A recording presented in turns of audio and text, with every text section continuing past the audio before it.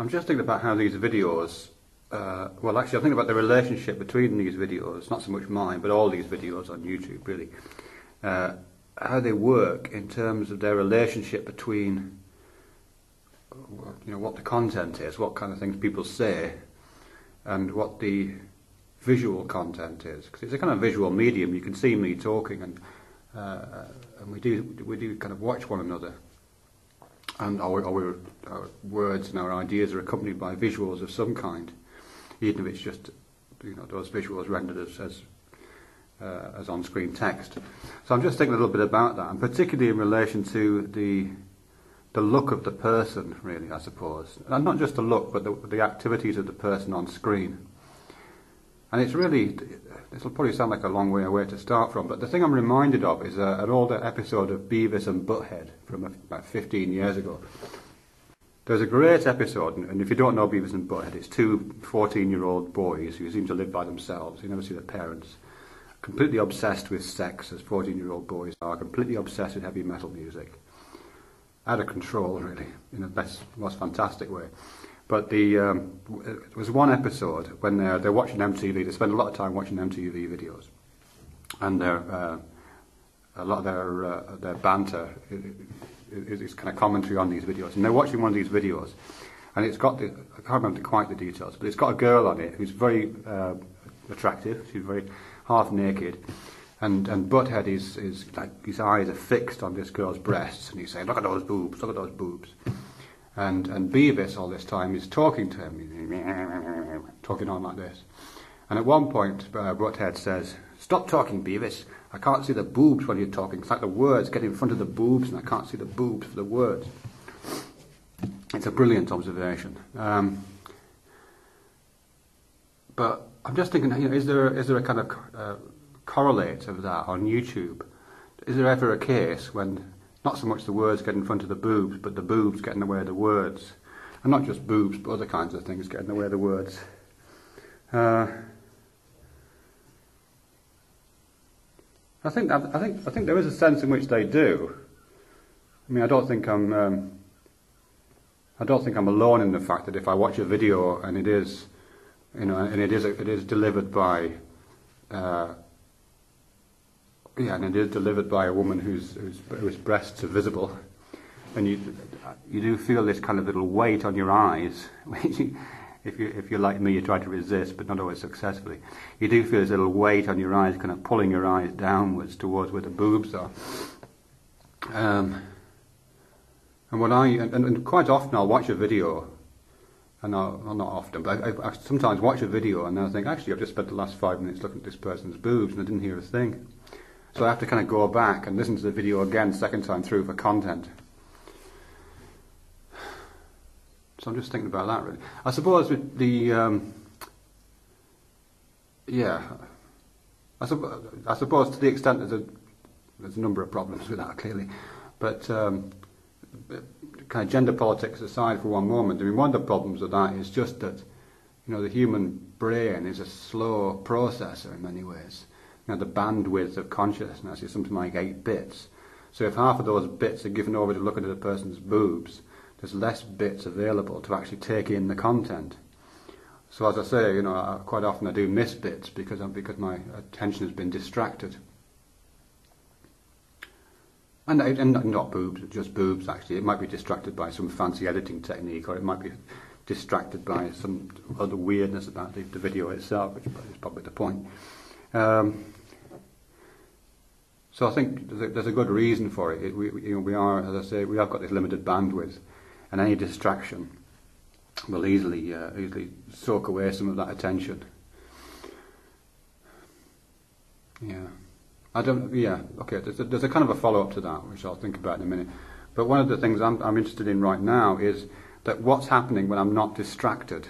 Because sometimes I look at a video, and I'll watch the whole 10 minutes, and I'll come out the other end of it, and I'll think, oh, right, that was interesting. I can remember nothing about the person who was speaking. The content has been delivered, or I feel as if the content has been delivered in a completely uninflected, undisturbed way. My attention hasn't wandered. That's how I feel. But if I look at those videos again, what I often find is that they've been delivered usually by a man, usually a guy who is sitting relatively still. There's usually a lot of kind of authority actually in the position, conventional authority. It's usually kind of staticness. There's usually a certain kind of quality of calm and quality of in the speech tone is very authoritative. So there's a whole series of signals going on there, I think, in that delivery, which are every bit as loud and every bit as present as the boobs were in the other videos I was talking about, or the distracting visual effects were that I mentioned. There's every bit as much going on visually. It's just that instead of kind of deflecting your consciousness away from the content, actually that's not right, instead of appearing to do that, it gives the appearance of a kind of transparent access to the content. But it is just appearance. It's not that the content is rendered pure and simply available. I think these signs of authority give the impression that the content is simply available. And so quite often I look at these videos again. So as well as looking at videos by girls with distracting breasts, I'll look at videos of authoritative made by men with the appearance of authority, and quite often I'll find that the content of that is not nearly as authoritative as I thought it was. It isn't nearly as available as I thought it was. It's not really there in quite the same way. It's just that the kind of package of visual representations and signs has organised my attention in such a way that it feels like it's that. It's not so much that it's like these man boobs have got in the way of the content, but instead of distracting me away from it, they've kind of, this is an impossible image to convey, but they've kind of guided me, it's kind of fascinated me around the content. Not sure if I like the idea of being fascinated by man boobs, but you know what I mean, I think. Hopefully you know what I mean. Yeah. I suppose a couple of things around that. The first thing is that with the videos, of course, it's easy. If I do find that I've missed content, or I'm just uncertain about my own feelings about content, either because I've felt that I was distracted by something, or if I felt that I was kind of unproblematically, charismatically charmed into accepting content, I can always go back and look at it again. I can't really do that in real life, of course. So, so it does occasionally happen in real life that, that I'm sure those effects are happening in real life. But as I say, I can't rewind and check. The second thing is really to do with what the solutions to this. I know that some women who make videos on YouTube feel very strongly about this, and I can understand it. From a man's point of view, you're absolutely right.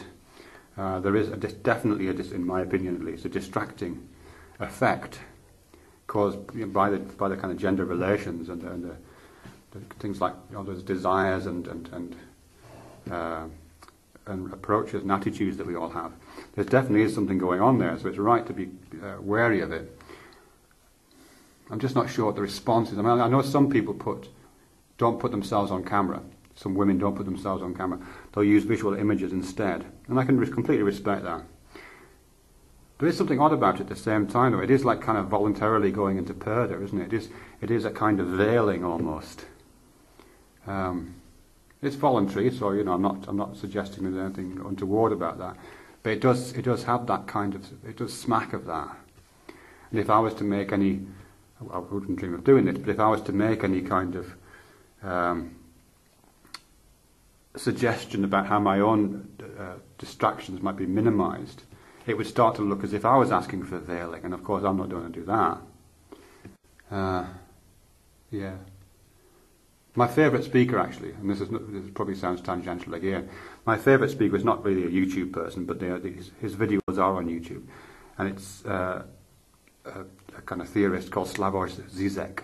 He's got some videos on the European Graduate School, and he's an intellectual. He gives lectures, and the content is quite difficult, but not terrible. But his presentational style is pretty unique. He's a very, very nervous speaker. He's constantly doing this with his face and picking at his clothing. It's incredibly distracting. And he's got a voice which is slightly broken, or like his dentures don't fit properly or something like that. So there's all these kind of weird obstacles in front of the language, which I quite like, because it kind of prevents me being lulled into this submission to the authority figure. I'm constantly reminded I've got to climb over these fences that he's putting in front of me, or that I'm constantly having to pull myself back from being distracted by thinking about badly fitting false teeth, or pull myself back from wishing he wouldn't keep wiping his nose. So that the kind of man boobs that Slavoj Zizek has are actually quite useful, for me at least, in terms of keeping me actively engaged with the content and not submitting to it, or being totally and desirously distracted.